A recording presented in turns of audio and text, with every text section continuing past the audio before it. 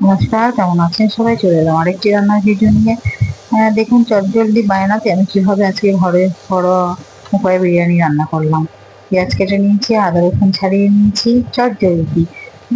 এদিকে আলুও কেটে নিয়েছি, বড় আলু 2 পিস করে কেটে নিয়েছি, ভাগ করে নিয়েছি, নিয়ে সেটাকে জলে সিদ্ধ বসিয়ে দিয়েছি কড়াইতে। আর এদিকে চাটুর মধ্যে শুকনো চাটুতে আদা, পেঁয়াজ, রসুন, একটু টমেটো ভেজে নিচ্ছি। ভেজে একটুখানি কাঁচা গন্ধটা চলে যাবে, তাওয়াটা গরম করে এর মধ্যে একটু ভেজে নিয়ে এবার সেটাকে মিক্সিতে বা পেস্ট করবো। আর তারপরে পেঁয়াজটাকে ভেজে নেবো। পেঁয়াজটাকে তো দেখলেন প্রথমে ভেজে নিয়েছি, পেঁয়াজটাও ভেজে নিয়েছি, নিয়ে এই যে মিক্সিতে নিয়ে নিয়েছি। অর্ধেকের বেশি পেঁয়াজটাকে ভেজে আধ ভাজা মতন করে নিয়ে এটাকে পুরো পেস্ট করে নিচ্ছি, আর কিছুটা বেরেস্তার জন্য ভালো করে ভেজে নিয়েছি।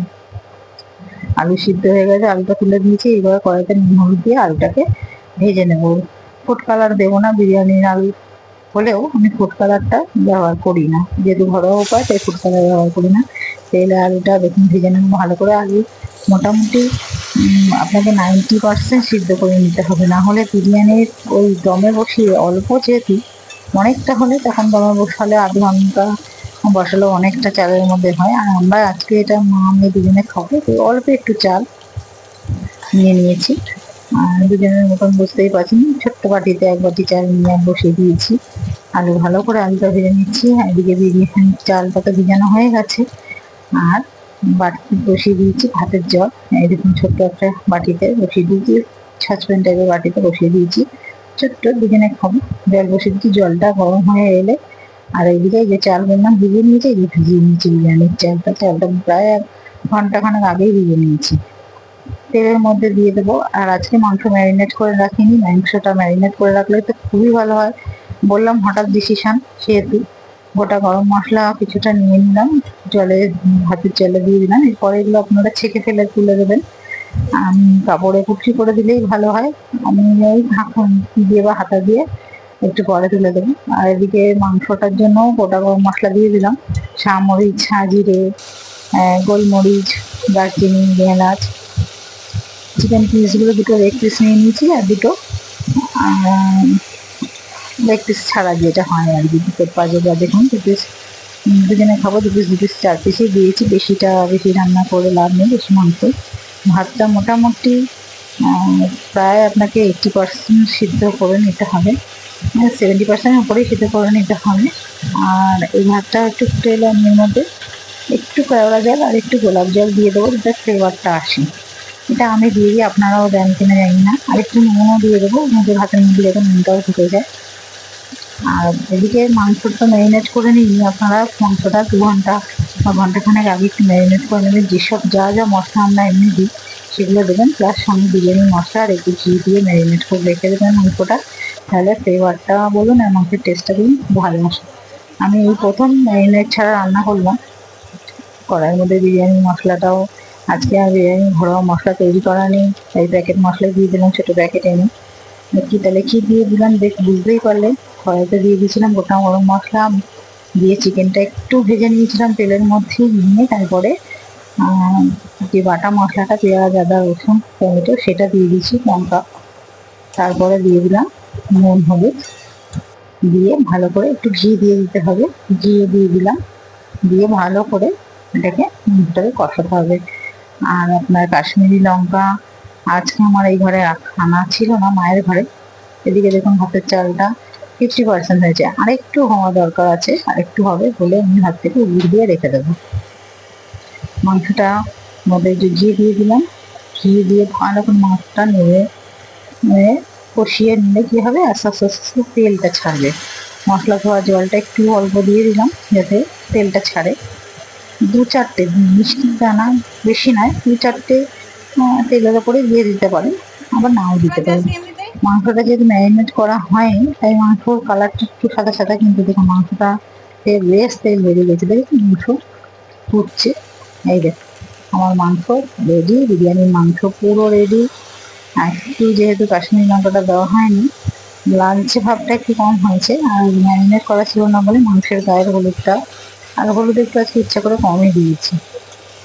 মাংস হয়ে গেল, পুরো বিরিয়ানির মাংস রেডি। এদিকে ভাতও আমার হয়ে গেছে, আর এবার আস্তে আস্তে দমে দেওয়ার জন্য ভাতটা প্রিপারেশন করে নিচ্ছি। লেয়ার গুলো দিয়ে দিলাম, প্রথমে ভাতের লেয়ার দিয়ে দেবো, তারপরে মাংস দিয়ে দেবো, তারপরে দিয়ে দেবো আবার একটু ভাতের লেয়ার, এবার আলু দিয়ে দেবো, দিয়ে ওপর থেকে দিয়ে দেবো সেই দুধের মধ্যে জাফরান ভেজানো আর একটু সামান্য হলুদ দিয়ে, ফুড কালার আমি দিই না, জাফরান দিয়ে দিই।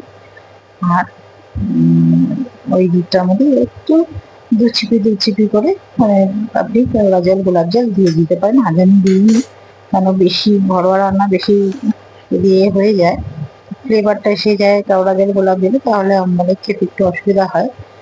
ওই জন্য লেয়ারগুলো সাজিয়ে দিয়ে দিলাম। আলু প্রথমে দিয়ে দিলাম ভাত, তারপরে আলু, মাংস, তারপরে আলুটা আপনি তলায় চাইলে তলায়ও দিতে পারেন। আর আজকে আমি ডিম দিইনি, কেন ডিম খেতে আমরা খুব একটা ভালোবাসি না মা মেয়ে, তাই ডিমটা আজকে আর দিইনি। শুধু শুধু জাস্ট মাংস আলু দিয়ে আর ডিম ছেড়ে ডিমটা সিদ্ধ করে ডিমে লেয়ার সিদ্ধ করে নিয়ে ছাড়িয়ে এরকম লেয়ার করে আপনি দিয়ে দেবেন। তার উপরে ভাত দিয়ে দিলাম। এই দেখুন দুধের মধ্যে ভিজিয়ে রেখেছিলাম, একটু কেওড়া জল গোলাপ জল দিয়ে দুধটা ভিজিয়ে রেখেছিলাম। হ্যাঁ, কিছুটা আপনার যেহেতু ফুড কালার নেই সেহেতু আমি জাফরানটাও আজকে শেষ হয়ে গেছে, দু চারটে ছিল, তাই বেশ তেমন একটা কালার হয়নি। একটু জাফরানটাকে ঘন্টাখানেক আগে দুধটাকে ভিজিয়ে রাখতে পারেন।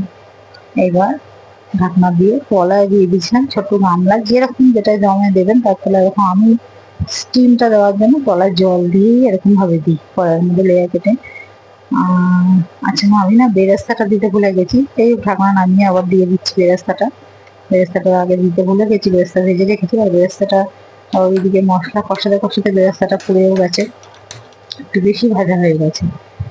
আর আপনারা কিভাবে বিরিয়ানি করে রাখেন, তবে খেতে দারুণ হয়েছিল, টেস্টও খুব ভালো হয়েছিল। বেরেস্তাটা আগে দিতে ভুলে গেছি, আমার ঢাকনা নামিয়ে বেরেস্তা দিয়ে ঢেকে মিনিট 20-25 রেখে দেবেন। রেখে দমে একদম স্টিমে দিয়ে দমে মিনিট 20-25 রেখে দিলেই আর রেডি আমার বিরিয়ানি। খেতে মোটামুটি বেশ টেস্টি হয়েছিল।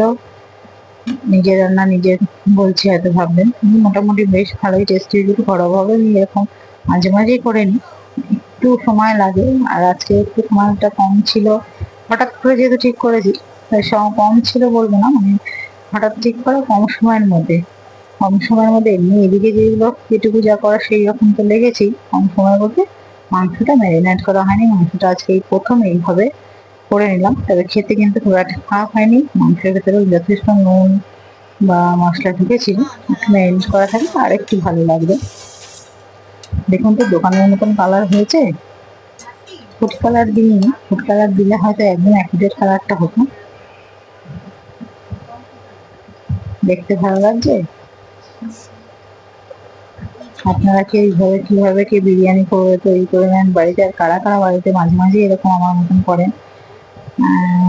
বেড়ে দিয়ে দিলাম খেতে, অলরেডি খিদে পেয়ে গেছে, আসলে গন্ধেই মানুষের খিদে পেয়ে যায়, সেরকমই আমার বাড়িতেও একই অবস্থা।